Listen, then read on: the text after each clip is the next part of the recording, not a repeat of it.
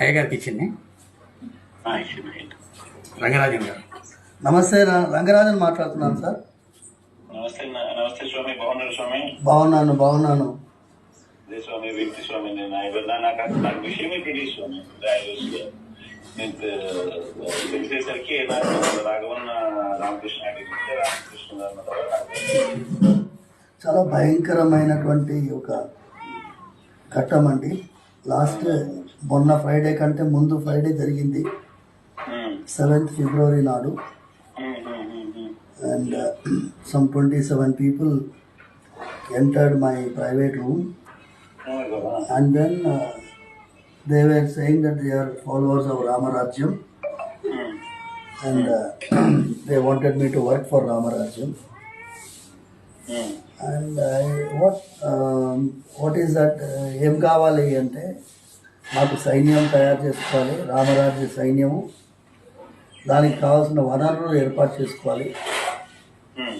జడ్జుల తాట తీస్తాము, పోలీస్ వ్యవస్థ యొక్క తాట తీస్తాము, రామరాజ్యానికి వ్యతిరేకంగా ఉండే వాళ్ళ తాట తీస్తాము. మీరు ఇక్ష్వాకు వంశస్థులు, ఆ గోత్రానికి చెందిన వాళ్ళని ఐడెంటిఫై చేయాలి. శాస్త్రగుణం అంటే క్షత్రియుల్లాగా పనిచేసే వాళ్ళని ఐడెంటిఫై చేయాలి. వాళ్ళందరినీ మాకు ఎన్రోల్ చేయాలి. దానికి కావాల్సిన వనరులు వైశ్య గుణం ఉన్నవాళ్ళు అంటే బిగ్ ఇండస్ట్రియలిస్ట్, బిజినెస్ పీపుల్, వాళ్ళని ఐడెంటిఫై చేయాలి. వాళ్ళ ద్వారా మాకు కావాల్సినటువంటి వనరులు ఏర్పాటు చేయాలి. ఇవన్నీ చెప్పారు. అన్నాను, ఇది కాదు కదా రామరాజ్యం.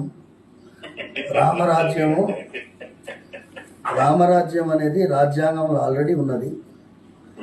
అది శ్రీరాముల వారిది, సీతమ్మ తల్లిది, లక్ష్మణుడు. Part 3 of the Constitution, rule of law. రాజ్యము మన న్యాయం ఉన్నది, చట్టం ఉన్నది, ధర్మం ఉన్నది, న్యాయస్థానాలు ఉన్నాయి. అవన్నీ సక్రమంగా పనిచేసి ఈ దేశంలో శాంతి భద్రత ఉండేటట్టు చేయడమే కదా రామరాజ్యము. ఇదేదో కొత్తగా ఉంది కదా, దీనికి ఏమాత్రం నేను ససేమిరా అన్నానండి. దానికి 40 నిమిషాలు భయంకరమైనటువంటి చిత్రహింసకి లోనయ్యాను. తర్వాత నేను ఇక లాభం లేదు అని చెప్పి సరే అన్నట్టుగా లాస్ట్లో ఒక 2-3 minutes నేను వాళ్ళతో ఏకీభవించినట్టు. ఎందుకంటే బాడీ అంతా you can see people were surprise when I came out of the room after they left. కళ్ళంతా ఎర్రగైపోయినాయి, శరీరం అంతా ఒకటే నొప్పి. Imagine sir, I'm 58 years old.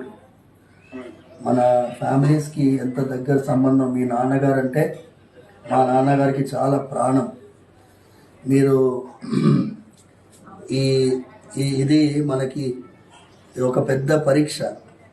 అందుకోసం దానికి తగినట్టుగా నేను పోలీస్ కంప్లైంట్ ఇచ్చాను. Our Telangana police has done an excellent job. They have nabbed already 22 people. ముఖ్యమంత్రి రేవంత్ రెడ్డి గారు కూడా ఫోన్లో మాట్లాడారు sir.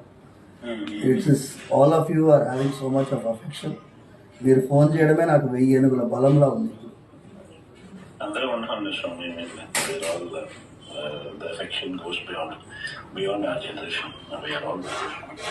Thank you sir. Thanks for calling sir. Raghavareddy గారికి మా ఫ్యామిలీకి ఇవ్వాలది కాదు సార్. మీరు మీ నాన్నగారు చేవళ్ళకి పాదయాత్ర ప్రారంభించే ముందు రాఘవరెడ్డి గారు నాన్నగారు ఉన్నారు. ఆయన అన్నారు ఒక మాట, మా టెంపుల్లో స్వామివారు వెలిసింది గుణాల మాధవరెడ్డి గారికి కలలో. ప్రతి ఏడాది ఆయన పాదయాత్రగా తిరుమలకి వెళ్ళేవారు. నాన్నగారు ఏమన్నారంటే, గుణాల మాధవరెడ్డి పాదయాత్రగా తిరుమలకి వెళ్ళారనేది స్థల పురాణం, కానీ ఈ కొండా రాఘవరెడ్డి మాత్రం ప్రతి ఏడాది పాదయాత్రగా పోతాడు, ఇది ప్రత్యక్షమైనటువంటి నిదర్శనం అని చెప్పారు. అలాంటి ఫ్యామిలీ మనిషి సార్ మాతో ఉన్నారు. ఆయన పాపం మీకు తెలియదు, నేను మాట్లాడిస్తాను. మీరు మధ్యాహ్నం ఇవాళ శివాజీ జయంతి, చిలుకూరులో మేము రామదాసులు వారి గోష్ఠిగా ఏర్పాటు చేసుకున్నాము. ఇంకొక అరగంటలో వాళ్ళు పాట పాడే వాళ్ళందరూ వస్తున్నారు.